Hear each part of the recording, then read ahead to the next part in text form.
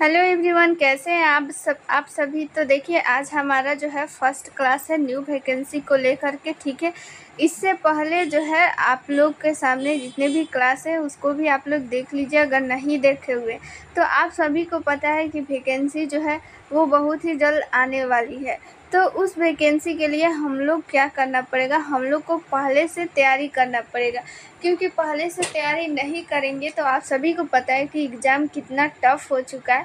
तो देखिए, यहाँ पे वैकेंसी की बात करें तो चाहे वो कॉन्ट्रैक्ट पे आए या फिर परमानेंट वैकेंसी आए, सभी में अब क्या होना है कि अब एग्ज़ाम होना है। तो पहले से तैयारी करना जो है बहुत ही ज़रूरी है, क्योंकि अब जो भी एग्ज़ाम आएगा तो उसमें कट ऑफ जो है ज़्यादा जाएगा। तो इसलिए पहले तैयारी करना बहुत ज़रूरी है। तो आज वैसे ही हम लोग क्वेश्चन जो है लेंगे जो एग्ज़ाम में आने वाला है, जो एग्ज़ाम में आया हुआ है। ठीक है, प्रीवियस ईयर क्वेश्चन है, प्लस में उससे रिलेटेड क्वेश्चन है जो मतलब VVI है, जो एग्ज़ाम में आ सके। ठीक है, पिछले बार जो भी एग्ज़ाम हुआ था ANM का, तो पिछले बार एग्ज़ाम का पैटर्न पता नहीं था। फिर भी एग्ज़ाम का पैटर्न नहीं पता होने के बाद जो ऐप पे क्लास किए होंगे तो उन लोग को पता होगा कि कितना जो है वो क्वेश्चन आया हुआ है, कितने लोग का सिलेक्शन है।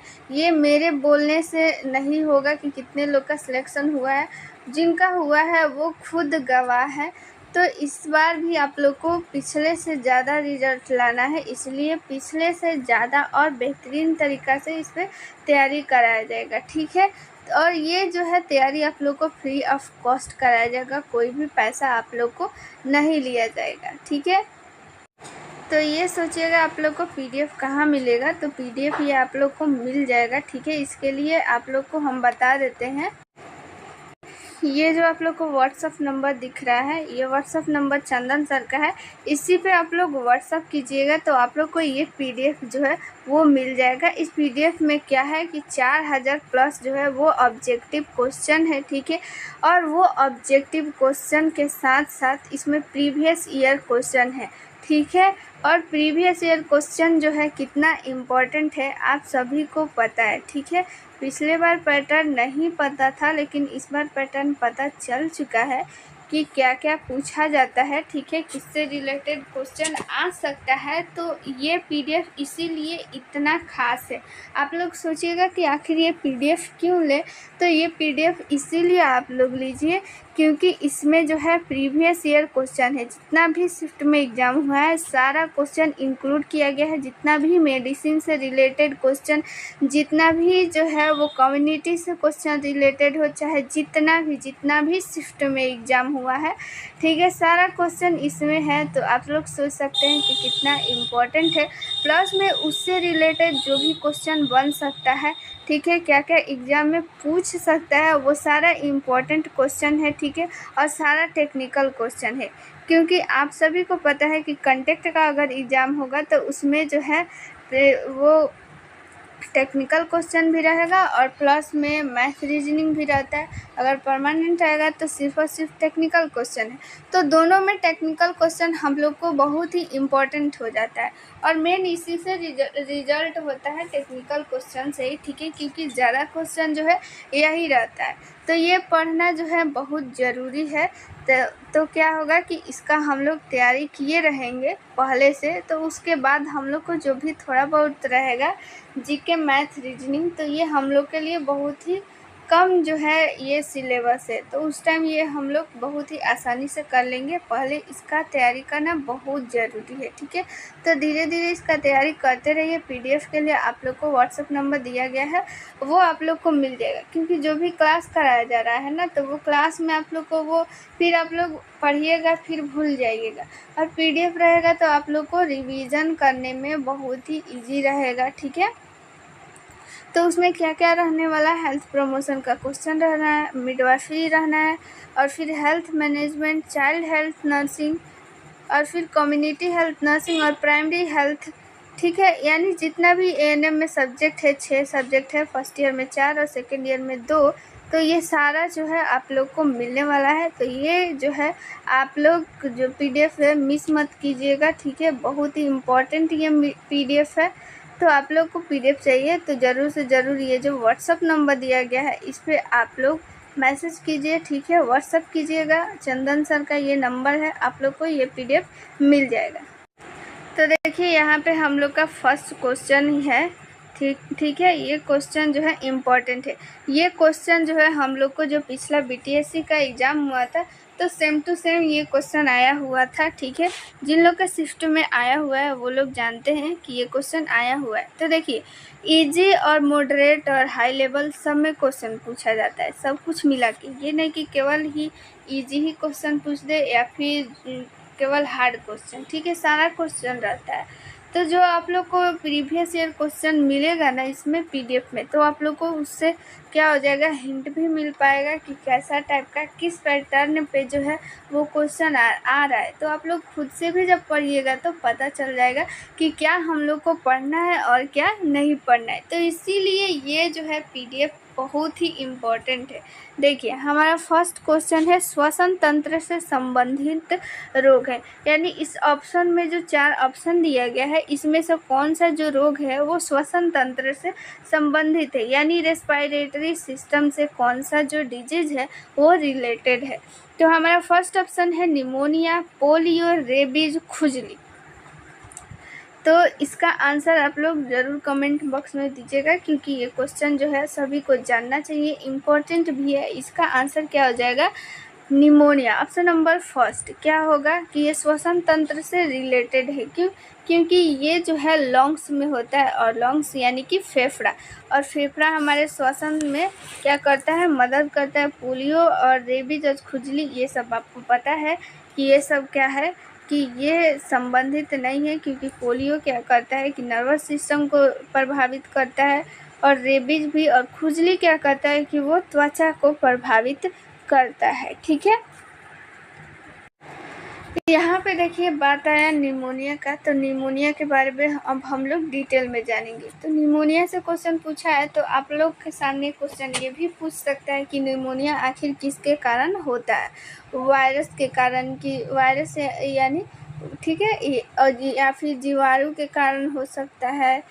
वायरस यानी कि विषाणु उसको हिंदी में बोलते हैं, तो ये विषाणु के कारण हो रहा है, या फिर जीवाणु के कारण, या प्रोटोजोआ के कारण होता है, किसके कारण होता है। तो ये निमोनिया जो होता है वो बैक्टीरिया के कारण होता है, यानी कि जीवाणु के कारण होता है। तो आप लोग को नाम भी पूछा जा सकता है कि किस जीवाणु से ये होता है। तो ये डिप्लोकोकस एक होता है जीवाणु, डिप्लोकोकस निमोनी, ठीक है। ये आप लोग को ऑप्शन में आएगा ना, तो यहाँ पे डिप्लोकोकस निमोनी जो है वो एक बैक्टीरिया का नाम है, उसी बैक्टीरिया से ये निमोनिया होता है। तो इससे आप लोग जो है रिलेट कर सकते हैं, निमोनिया है तो उसके बैक्टीरिया के लास्ट में भी निमोनी है, तो इससे आप लोग रिलेट कर सकते हैं। अगर ऑप्शन में आएगा तो टिक कर सकते हैं। तो किस कारण से ये हो गया, जीवाणु के कारण, और किस जीवाणु के कारण, डिप्लोकोकस निमोनी के कारण। इसका सिम्टम्स क्या है, तेज बुखार आना, ठीक है, फेफड़ों में सूजन हो जाता है, इसके कारण हम लोग को क्या हो जाता है कि सांस लेने में तकलीफ होता है, ठीक है, सांस जो है हम लोग नहीं ले पाते हैं। तो ये चीज़ हो गया। चलिए अब हम लोग जो है अगला क्वेश्चन पढ़ते हैं। अगला क्वेश्चन क्या कहता है, पाचन तंत्र से संबंधित रोग है। पाचन तंत्र यानी डाइजेस्टिव सिस्टम से कौन सा रोग जो है वो रिलेटेड है, अपच, कब्ज, उल्टी, उपरोक्त सभी। तो इसमें जो है हमारा क्या हो जाएगा, ऑप्शन नंबर डी जो है राइट आंसर हो जाएगा। आप सभी को पता है अपच, कब्ज और उल्टी सारा क्या है कि वो पाचन तंत्र से संबंधित है, सारा जो है। चलिए अगला क्वेश्चन देख लेते हैं, क्वेश्चन नंबर 3, त्वचा से संबंधित रोग है, ठीक है। रोग से संबंधित आप लोग एक बात लिख लीजिए कि रोग से संबंधित एक क्वेश्चन आता है आप लोग के एग्जाम में, वो या तो ये पूछ ले कि कौन सा रोग किससे संबंधित है, या फिर सिम्टम से, या फिर कौन सा रोग जो है किस जीवाणु के कारण होता है, या फिर प्रभावित अंग, ठीक है। इससे एक क्वेश्चन रहता है, तो ये आप लोग याद कर लीजिए। तो चलिए स्किन डिजीज पूछ रहा है कि यहाँ पे कौन सा स्किन से रिलेटेड है डिजीज। तो ऑप्शन नंबर हमारा फर्स्ट है तीव्र आंतीय शोथ, ऑप्शन नंबर बी है कुष्ठ रोग, ऑप्शन नंबर सी है डेंगू, ऑप्शन नंबर डी है मलेरिया, ठीक है। तो यहाँ पे हमारा फर्स्ट आंसर हो जाएगा बी, कुष्ठ रोग। यानी इसको इंग्लिश में जो है लेप्रोसी भी बोलते हैं, कहीं कहीं ऑप्शन में लेप्रोसी भी दे देता है। ठीक है, तो ये भी इसका नाम जो है याद रखिएगा। अगर जो भी यहाँ पे आप लोग को एक्स्ट्रा फैक्ट बताया जा रहा है तो उसको आप लोग, जो भी नहीं याद है तो आप लोग उसको नोट ज़रूर कीजिएगा कॉपी में। ठीक है, ये PDF आप लोग को मिल जाएगा, तो आप लोग टेंशन नहीं लीजिए, आप लोग इससे रिवीजन कर सकते हैं। तो यहाँ पे कुष्ठ रोग का बात आया, तो कुष्ठ रोग से हम लोग रिलेटेड जानेंगे। और भी ऑप्शन हम लोग देखते हैं। तीव्र आंतीय शोथ यानी एक्यूट जो होता है, आंतीय शोथ यानी कि यहाँ पे आंत से रिलेटेड रोग है। तो आंत से रिलेटेड रोग त्वचा से कैसे रिलेटेड है, ये तो आंत से रिलेटेड रोग है। तीव्र आंतीय शोथ यहाँ ऑप्शन से ही पता चल रहा है, तो ऑप्शन ए जो है वैसे भी गलत हो जाएगा।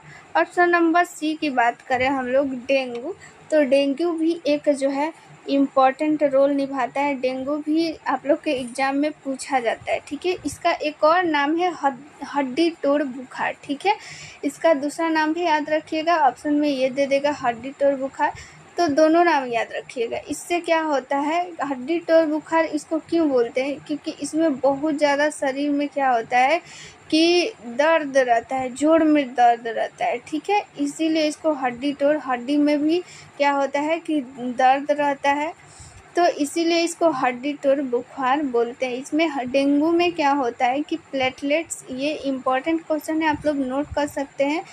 ये क्वेश्चन जो है पूछा जाता है कि डेंगू में क्या होता है, तो क्या होता है, प्लेटलेट्स की संख्या क्या हो जाती है, वो कम हो जाती है। प्लेटलेट्स की संख्या क्या होने लगती है, कम होने लगती है। ठीक है, याद रखिएगा।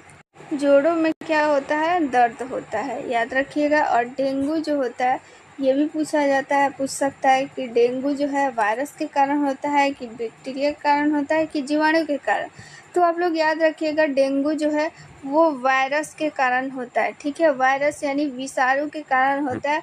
और किस विषाणु के कारण होता है आप लोग को बता देते हैं, ये एक अर्बो वायरस, वायरस का एक नाम है, यहाँ पे हम लोग लिख देते हैं अर्बो वायरस। ठीक है, इसी वायरस के कारण जो होता है ये डेंगू बुखार होता है। इसका लक्षण भी हम लोग जान लिए, क्या लक्षण है कि ये जोड़ में दर्द रहता है, सिर में दर्द, मांसपेशियाँ, आँखों, ये सब में क्या होता है, दर्द होने लगता है। और इसका दूसरा नाम क्या है, हड्डी तोड़ बुखार, याद रखिए। यहाँ पे हम लोग कुछ बात जो है कुष्ठ रोग के बारे में भी जान लेते हैं, कुष्ठ रोग के बारे में। ठीक है, इसका दूसरा नाम भी याद रखिएगा, कुष्ठ रोग का लेप्रोसी, इसी को कोढ़ भी बोलते हैं। ठीक है, कोढ़ आप लोग जानते होंगे, कोढ़ भी बोला जाता है। तो ये जो है कौन सा अंग प्रभावित करता है, ये तंत्रिका तंत्र ही प्रभावित करता है। ठीक है, तंत्रिका तंत्र को ही प्रभावित कर देता है। जिसको भी ये कोढ़ हुआ रहता है, जहाँ पे भी अगर स्टार्टिंग हुआ रहता है वहाँ पे उसको अगर टच कीजिएगा ना तो उसको समझ ही नहीं आएगा, या फिर चिट्ठी काटिएगा तो भी उसको पता नहीं चलेगा कि वहाँ पे उसके साथ क्या हो रहा है। वहाँ पे अगर उसको जल जाता है, कट जाता है, उसको कुछ पता नहीं चलता है। ठीक है, तो इससे तंत्रिका तंत्र प्रभावित होता है, याद रखिएगा। और यहाँ पे ये किसके कारण होता है, वायरस के कारण होता है कि जीवाणु के कारण होता है, तो ये जीवाणु के कारण होता है, यानी बैक्टीरिया के कारण होता है। तो किस बैक्टीरिया के कारण होता है, तो ये एक बैक्टीरिया का नाम है माइकोबैक्टीरियम लेप्री। ठीक है, यहाँ पे हम लिख देते हैं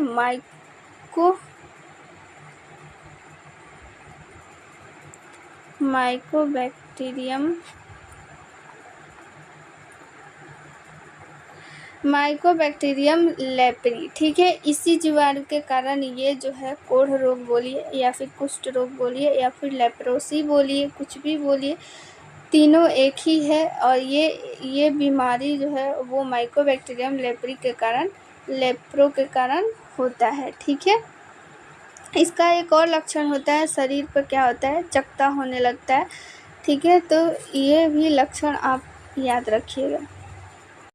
चलिए हम लोग जो है अगला क्वेश्चन देखते हैं। मलेरिया यहाँ पे है, मलेरिया के बारे में भी आप लोग जानते ही होंगे। ये किसके कारण होता है, प्रोटोजोआ के कारण। ठीक है, इसको प्रोटोजोआ को हम लोग हिंदी में क्या बोलते हैं, परजीवी, ठीक है, परजीवी के कारण होता है। और किस परजीवी यानी किस प्रोटोजोआ के कारण होता है, तो मादा एनाफिलीज, ठीक है, एक जो है मच्छर है, इसी के काटने के कारण होता है। अगर ये मादा एनाफिलीज क्या है, ये मच्छर है, ये वाहक है, ठीक है। अगर हम लोग परजीवी की बात करें तो वो किस परजीवी के कारण होता है, प्लाज्मोडियम के कारण, ठीक है। प्लाज्मोडियम जो परजीवी होता है उसी के कारण ये होता ये है कि मादा एक एनाफिलीज मच्छर का नाम है, ठीक है। ये फीमेल मच्छर है यानी कि मादा, ठीक है, यहाँ पे मादा नाम में ही है यानी कि वो स्त्रीलिंग है, ठीक है। मादा एनाफिलीज जो मच्छर होती है उसी के क्या होता है, मुख में लार में उसके प्लाज्मोडियम एक वैवेक्स नाम का एक परजीवी होता है। तो होता क्या है कि वो मच्छर क्या कर लेता है, मान लीजिए किसी को मलेरिया हुआ है तो उसको वो काट ली। क्योंकि आप लोग ये भी एक बात याद रखिएगा कि जो मच्छर जो आप लोग को काटता है ना, वो नर मच्छर काटता नहीं है, मादा मच्छर काटता है, ठीक है। नर जो है वो कभी नहीं काटेगा आपको, मादा ही काटता है। जो भी खून का भक्षण होता है यानी खून चूसता है वो मादा ही मच्छर चूसती है, नर मादा नहीं चूसती है। तो एक जो मादा मच्छर होता है, मादा एनाफिलीज, उसके लार्वा में क्या होता है, प्लाज्मोडियम होता है परजीवी। तो वो क्या करेगी ना कि मान लीजिए कि काट ली, जिसको हुआ है मलेरिया काट ली, तो उसको क्या की, ब्लड चूस ली। फिर वो जिसको एक दूसरे आदमी को काटी तो उसमें क्या हो गया कि वो लार्वा चला जाएगा प्लाज्मोडियम एवेक्स, तो उसको क्या हो जाएगा कि वो मलेरिया हो जाएगा। जिसको नहीं हुआ है, जिसको हुआ है काट ली, और जिसको नहीं हुआ है उसमें जाकर के फिर से उसका ब्लड ली, तो उसके में ब्लड के द्वारा ही वो परजीवी क्या हो जाता है, चला जाता है, जिसके कारण उसको भी मलेरिया हो जाता है। तो इतना कुछ याद रखने की ज़रूरत नहीं है, आप लोग बस इतना याद रखिएगा, परजीवी जो होता है, मलेरिया जो होता है परजीवी के कारण होता है। किस परजीवी के कारण होता है, प्लाज्मोडियम, ठीक है, आप लोग नोट कर सकती हैं। और अगर आप लोग को पूछा जाए कि ये किस मच्छर के कारण होता है, या फिर क्वेश्चन ऐसे भी घुमा के पूछता है कि ये जो मलेरिया होता है वो कौन सा मच्छर जो होता है वो वाहक करता है, तो मादा एनाफिलीज जो मच्छर होती है वही मलेरिया का वाहक करती है, यानी एक व्यक्ति से दूसरे में फैलाती है, एक जगह से दूसरे जगह ये बीमारी फैलाती है, ठीक है। यहाँ पे मलेरिया की बात करें, इसके लक्षण की बात करें, तो मलेरिया का लक्षण क्या है कि ठंड के साथ क्या होता है, तेज बुखार आ जाता है, ठीक है। ठंड के साथ क्या होता है, तेज बुखार आता है, याद रखिएगा। चलिए चौथा क्वेश्चन देखते हैं। वाहक कारण होने वाला रोग, यहाँ पे आप लोग के सामने फिर से क्वेश्चन आ गया। अभी आप लोग समझे होंगे, इसका आंसर हम बता दिए हैं, तो आप लोग इसका आंसर कमेंट में ज़रूर बताइएगा, ठीक है। ऑप्शन हमारा फर्स्ट है क्षय रोग, बड़ी माता, मलेरिया और डिफ्थेरिया, ठीक है। तो यहाँ पे हमारा ऑप्शन नंबर जो थर्ड है, आप सभी को पता है, मलेरिया, ठीक है, वाहक रोग है, यानी इसका वहन होता है, ठीक है। वहन कौन करता है, मच्छर करता है। कौन मच्छर करता है, मादा एनाफिलीज मच्छर, ठीक है। और किसके कौन सा परजीवी के कारण होता है, प्लाज्मोडियम वेवेक्स। यहाँ पे इम्पोर्टेंट क्वेश्चन फिर से आप लोग के सामने आ गया। देखिए ये क्वेश्चन भी आया हुआ है BTSC 10,709 ANM में। देखिए पांचवा क्वेश्चन हम लोग देखते हैं। ऑप्शन फर्स्ट है प्राथमिक उपचार, ऑप्शन नंबर सेकंड है रोकथाम, दूसरा है दूसरी रोकथाम, तीसरा है तृतीयक रोकथाम और चौथा है उपरोक्त सभी। यानी कि हमारा ऑप्शन इसमें क्या होगा, उपरोक्त सभी हो जाएगा, ठीक है। मेनली जो संक्रामक बीमारियां होती है, ठीक है, उसको रोकथाम के 3 स्तर होता है, प्राथमिक, द्वितीयक और तृतीयक। तो क्वेश्चन जो है ये पूछा हुआ क्वेश्चन है, तो क्वेश्चन ये भी पूछ सकता है आप लोग को, शायद पूछा हुआ भी BTSC 10,709 ANM में, कि निम्न में से कौन सा जो है वो प्राथमिक जो है उपचार के स्तर है। तो हम लोग जो है जानेंगे नहीं कि आखिर प्राथमिक जो रोकथाम है, रोकथाम, तो उसमें कौन सा आएगा, द्वितीयक दूसरी रोकथाम किसको बोलेंगे और तृतीयक रोकथाम किसको बोलेंगे। तो तीनों को आप लोग नोट कर लीजिए, इम्पॉर्टेंट है, कोई भी क्वेश्चन आप लोग से पूछा जा सकता है। ये तो इम्पॉर्टेंट है ही कि संक्रामक बीमारी रोकथाम के कितने स्तर है, 3, प्राथमिक, द्वितीयक, तृतीयक, ठीक है, ये 3। लेकिन अब हम लोग कैसे जानेंगे कि आखिर प्राथमिक रोकथाम में क्या आता है। तो प्राथमिक रोकथाम में क्या होता है कि जो भी बीमारी है, बीमारी से पहले, होने से पहले, ठीक है, बीमारी होने से पहले उसको क्या किया जाए, उसका रोकथाम किया जाए। यानी कि जैसे आप लोग टीका कर रहे हैं, ठीक है, जो भी कॉन्ट्रैक्ट पे काम कर रही होंगी या फिर परमानेंट काम कर रही होंगी कोई भी, या फिर आप लोग ट्रेनिंग के टाइम ही टीकाकरण की होंगी। तो टीकाकरण में क्या होता है कि जो भी बच्चा को टीकाकरण हम लोग करते हैं, यानी इम्यूनाइजेशन करते हैं हम लोग, तो क्या बीमारी हुआ रहता है इसके लिए करते हैं कि बीमारी होने से पहले उसको उस बीमारी से बचाव के लिए हम लोग क्या करते हैं, टीकाकरण, ताकि वो बीमारी आगे चलकर उसको नहीं हो। यानी बीमारी होने से पहले हम लोग क्या करते हैं, रोकथाम करते हैं। तो ये क्या हो गया, हमारा प्राथमिक रोकथाम हो गया, ठीक है। बीमारी से पहले जो है इम्यूनिटी पावर उसको प्रदान करना ताकि वो बीमारी उसको नहीं हो, तो वो हमारा क्या हो जाएगा, प्राथमिक रोकथाम। और दूसरी रोकथाम में क्या हो जाएगा कि जो भी रोग है उसका लक्षण जो है उस रोग के पहले पता लगाया जाता है, ठीक है, और उसका क्या किया जाता है, रोकथाम किया जाता है। जैसे स्क्रीनिंग, ठीक है, एनसीडी स्क्रीनिंग आप लोग करती होंगी, नॉन कम्युनिकेबल डिजीज या फिर कम्युनिकेबल डिजीज जो भी है, वो बीमारी होने से पहले जो है उसके लक्षण को पता लगाया जाता है, ठीक है, कि वो बीमारी का लक्षण जो होता है, जैसे बहुत सारा बीमारी होता है कि तुरंत उसका लक्षण नहीं दिखता है, कुछ साल बाद लक्षण दिखता है। जैसे आप लोग को टीबी हो गया, ठीक है, HIV हो गया, ये सब की जो भी लक्षण है वो तुरंत नहीं दिखता है। तो बीमारी के लक्षण दिखने से पहले उसका जो है पता लगाना और उसका क्या करना, रोकथाम करना, क्या हो जाएगा, दूसरी रोकथाम हो जाएगा, ठीक है। दूसरा रोकथाम यही कहलाएगा। तृतीय रोकथाम क्या हो जाएगा, तृतीय रोकथाम में क्या हो जाएगा, देखिए, पहला हम लोग क्या किए कि बीमारी होने से पहले उसको क्या किए, हम लोग दवा दिए। दूसरा हो गया कि मान लीजिए कि ये ज़रूरी तो नहीं है कि जिसको हम लोग टीका लगा दिए तो टीका लगा दिए, इसका 100% तो चांस नहीं है ना कि उसको बीमारी नहीं ही हो। जैसे हम लोग MR का टीका लगाते हैं यानी चेचक, तो क्या उसको चेचक नहीं होता है, ठीक है। तो मान लीजिए कि वो हो गया तो उसका लक्षण हम लोग पता करेंगे पहले। तो जो लक्षण उपस्थित होने से पहले रोकथाम जो करते हैं वो दूसरा हो गया।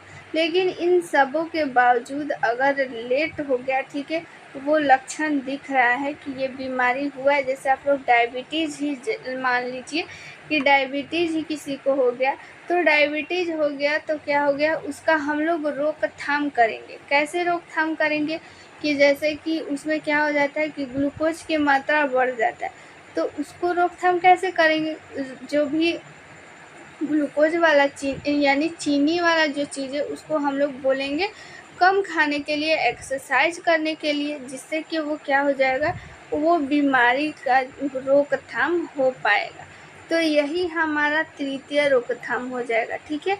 दूसरा में क्या हो गया कि बीमारी होने से पहले हम लोग रोकथाम करते हैं। दूसरा क्या हो गया कि लक्षण उपस्थित नहीं हो उससे पहले रोकथाम करते हैं। तृतीय में क्या हो गया कि लक्षण उपस्थित हो गया, उसको बीमारी हो गया, तो उसके बाद वो आगे चलकर भयानक जो है रूप नहीं ले, इसके लिए तृतीय रोकथाम करते हैं, ठीक है। जो भी उसका उपचार है उसको हम लोग करते हैं। ये चीज़ आप लोग याद रखिएगा। अगर आप लोग को जो भी दिक्कत है आप लोग इसको लिख लीजिए, नोट कर लीजिए। अगर आप लोग भूल जाइएगा तो प्राथमिक रूप उपचार में क्या हो गया, द्वितीय रोकथाम किसे बोलेंगे और तृतीय। इम्पॉर्टेंट है, आप लोग इसको नोट कर लीजिए। अगर नहीं जो है आप लोग को याद हुआ हो या फिर भूल जाइएगा तो ठीक है। यहाँ पे इम्पोर्टेंट एक और क्वेश्चन आ गया, ये भी पूछा हुआ क्वेश्चन है कि संक्रमण की कितनी अवस्थाएं होती है, ठीक है। यहाँ पे हम लोग देखिए क्या पढ़े थे कि यहाँ पे रोकथाम के स्तर पढ़े थे। कंफ्यूजन मत होइएगा, दोनों क्वेश्चन जो है अलग अलग है, ठीक है। स्तर पूछेगा रोकथाम, बीमारी के रोकथाम के स्तर तो वो 3 है, लेकिन यहाँ पे संक्रमण की जो है अवस्थाएं पूछ रहा है, यानी स्टेज पूछ रहा है, चरण पूछ रहा है, ठीक है। तो हमारा ऑप्शन नंबर फर्स्ट है संक्रमण बीमारी का कि एक अवस्था होता है या फिर 2, 3, 4, ठीक है। यहाँ पे क्या हो जाएगा हमारा ऑप्शन नंबर जो चौथा है यानी डी हो जाएगा हमारा राइट आंसर। 4 अवस्थाएं होती है, वो कौन कौन सी हम लोग जानेंगे अब। तो देखिए संक्रमण जो है वो 4 तरीके से फैलता है। पहला जो है वायरस, दूसरा है बैक्टीरिया और तीसरा है परजीवी या फिर प्रोटोजोआ, ठीक है। परजीवी को ही हम लोग इंग्लिश में बोलते हैं प्रोटोजोआ, याद रखिएगा ऑप्शन में दोनों दे सकता है। चौथा हो जाएगा कवक, ठीक है, नोट कर सकती है अगर आप लोग को याद नहीं है तो। चलिए 7 नंबर क्वेश्चन देख लेते हैं। 7 नंबर क्वेश्चन भी इम्पोर्टेंट है। मानव में संक्रमण के स्रोत है, यानी संक्रमण यानी इन्फेक्शन किस किस स्रोत के कारण हम लोग को हो सकता है, कि किस कारण से हो सकता है, ठीक है, कैसे फैल सकता है। तो हमारा ऑप्शन नंबर फर्स्ट है मानव स्वयं, ऑप्शन नंबर बी है जंतु, ऑप्शन नंबर सी है कीट, ऑप्शन नंबर डी है उपरोक्त सभी। तो किस किस कारण फैल सकता है, तो हमारा ऑप्शन हो जाएगा ऑप्शन नंबर डी, ठीक है। मानव स्वयं भी फैला सकता है संक्रमण, कैसे, मान लीजिए कि उसको जो है कुछ भी हुआ है, टीबी हो गया, ठीक है, तो वो खांसेगा छींकेगा तो उसमें क्या होगा, खांसेगा छींकेगा तो उसमें जो है जो भी उसमें ड्रॉपलेट निकलेगा, ठीक है, वो अगर सामने वाला पे अगर चला गया तो उससे वो मनुष्य क्या हो जाएगा, इन्फेक्टेड हो जाएगा। जंतु भी फैलाते ही एक दूसरे से, ठीक है, कीट से भी फैलता है। तो यहाँ पे हमारा ऑप्शन नंबर डी जो है वो राइट आंसर हो जाएगा, याद रखिएगा। यहाँ पर आप लोग के सामने एक और इम्पोर्टेंट क्वेश्चन आ गया, उद्भवन काल से रिलेटेड क्वेश्चन, ठीक है। उद्भवन काल से भी रिलेटेड क्वेश्चन आप लोग को पूछा जाता है, ठीक है। तो यहाँ पे डिप्थीरिया का उद्भवन काल पूछा जा रहा है। ऑप्शन नंबर फर्स्ट है 2 से 5, ऑप्शन नंबर बी है 7 से 14, ऑप्शन नंबर सी है 3 से 14, ऑप्शन नंबर डी है 10 से 21 दिन, ठीक है। तो हमारा ऑप्शन हो जाएगा ऑप्शन नंबर ए, 2 से 5 दिन में उद्भवन अवधि है, ठीक है, यानी कि 2 से 5 दिनों के अंदर में डिप्थीरिया का क्या हो जाएगा, लक्षण दिखने लग जाएगा, कि लक्षण जो है वो, यानी आप लोग को लक्षण दिखेगा तो पता चल जाएगा कि डिप्थीरिया हो चुका है, ठीक है। इसका कोई ट्रिक नहीं है, ठीक है, इसका आप लोग को इसको याद करना ही पड़ेगा, इसको रटना ही पड़ेगा। तो आप लोग याद रखिएगा, 1-2 दिन आप लोग को एग्जाम में इधर उधर ऑप्शन में दे सकता है, क्योंकि ये अप्रॉक्स में दिया हुआ रहता है। तो आप लोग इससे आप लोग को घबराना नहीं है। आप लोग याद रखिएगा, ऑप्शन वैसे आप लोग को दिया ही जाएगा कि आप लोग को पता चल जाएगा, दूर दूर ही दिया जाएगा, ठीक है। तो 2 से 5 दिन डिप्थीरिया का उद्भवन काल आप लोग याद रखिएगा। यहाँ पे काली खांसी का उद्भवन काल पूछ रहा है, काली खांसी के उद्भवन अवधि, ठीक है। ऑप्शन नंबर फर्स्ट है 2 से 6 दिन, ऑप्शन नंबर बी है 7 से 14, ऑप्शन नंबर सी है 3 से 14, ऑप्शन नंबर डी है 10 से 21 दिन, ठीक है। तो यहाँ पे option number C right answer हो जाएगा, 3 से 14 दिन काली खांसी, इसको याद रखिएगा। देखिए एक और इम्पोर्टेंट आप लोग को बात बताते हैं कि मेडिसिन से रिलेटेड क्वेश्चन बहुत पूछा जाता है। तो आप लोग जो पीडीएफ लीजिएगा ना, तो उसमें सारा जितना भी पूछा हुआ क्वेश्चन है उससे रिलेटेड मेडिसिन का जो है आप लोग को उसमें प्रोवाइड करा दिया गया है। प्लस में यहाँ पे आप लोग को यूट्यूब पे भी फ्री में बताया जाएगा, लेकिन वो पीडीएफ आप लोग याद रखिएगा, ले लीजिएगा, ताकि आप लोग को कभी भी रिविज़न करना हो तो उससे आप लोग कर लीजिएगा। तो यहाँ पे देखिए काली खांसी की बात आए तो काली खांसी के बारे में भी थोड़ा सा जान लेते हैं। काली खांसी देखिए, इसका आप लोग को पूछ सकता है कि इसका जो है इससे कौन सा अंग प्रभावित होता है, ठीक है, ये क्वेश्चन इम्पोर्टेंट है। इससे क्या होता है कि श्वसन तंत्र क्या होता है, प्रभावित होता है, याद रखिएगा, श्वसन तंत्र प्रभावित होता है। इसको इंग्लिश में पार्टोसिस बोलते हैं, ठीक है, कुकुर खांसी भी बोलते हैं। क्यों बोलते हैं, याद रखिएगा, काली खांसी बोलिए, ठीक है, या फिर कुकुर खांसी भी कहीं कहीं देता है, तो दोनों नाम आप लोग याद रखिएगा, ठीक है, क्योंकि इसमें लगातार खांसी आता है, ठीक है, इसलिए इसको कुकुर खांसी भी बोलते हैं। और ये क्या होता है, जीवाणु के कारण होता है, ठीक है। इंग्लिश नाम भी याद रखिएगा, पार्टोसिस, ठीक है, पार्टोसिस। इसकी रोकथाम के लिए आप लोग के लिए एक और इम्पोर्टेंट क्वेश्चन है, आप लोग क्वेश्चन का आंसर जो है कमेंट में ज़रूर बताइएगा। काली खांसी को रोकने के लिए यहाँ पे कौन सा टीकाकरण किया जाता है, कौन सा टीका दिया जाता है बच्चों को काली खांसी को रोकने के लिए। तो ये बैक्टीरिया के कारण होता है, और किस बैक्टीरिया के कारण होता है, हीमोफिलस पार्टोसिस, ठीक है। हीमोफिलस जो है, हीमोफिलस पार्टोसिस नाम का एक बैक्टीरिया होता है, उसी बैक्टीरिया के कारण ये जो है रोग होता है, और उसका उद्भवन, इसका काल हो गया 3 से 14 दिन। यहाँ पे 10 नंबर क्वेश्चन देख लेते हैं। 10 नंबर क्वेश्चन क्या कहता है, टीटनेस के उद्भवन अवधि, ठीक है। ऑप्शन नंबर फर्स्ट है 2 से 6 दिन, ऑप्शन नंबर बी है 3 से 14 दिन, ऑप्शन नंबर सी है 7 से 14, ऑप्शन नंबर डी है, ऑप्शन नंबर डी आप लोग के सामने क्या आ गया, 1 मिनट, क्या हो जा रहा है बार बार, 1 सेकेंड आप लोग वेट कीजिए।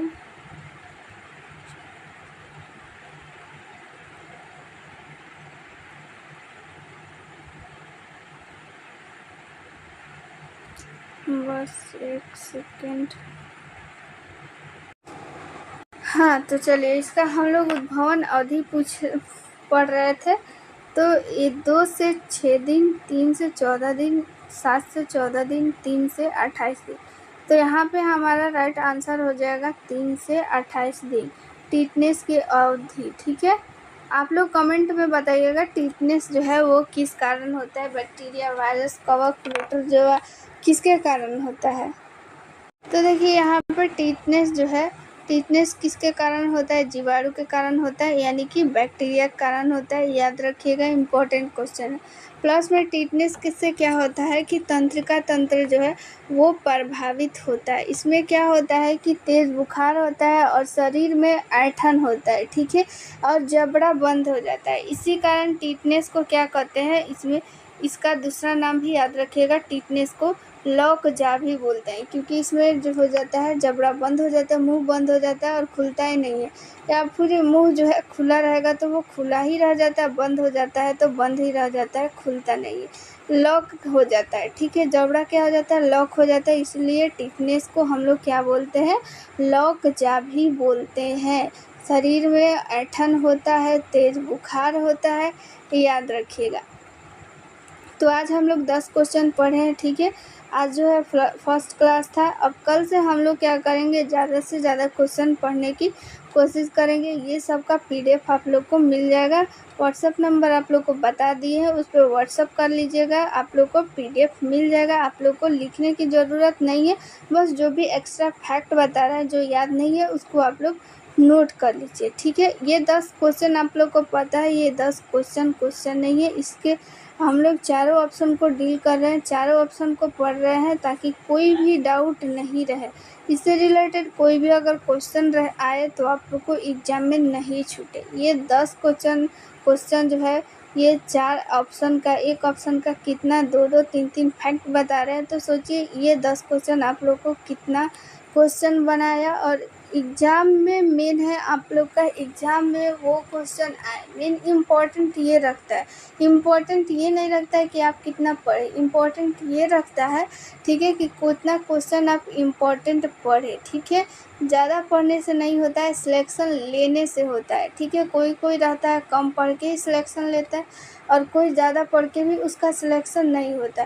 तो इम्पॉर्टेंट ये भी रखता है कि आप क्या पढ़ रहे हैं, इम्पॉर्टेंट ये नहीं रखता है कि आप लोग कितना पढ़ रहे हैं। तो आप लोग वही पढ़िए जो एग्ज़ाम में आए, जो एग्ज़ाम में आ सकता है, ठीक है। तो चलिए आज के लिए इतना ही। थैंक यू, जय हिंद।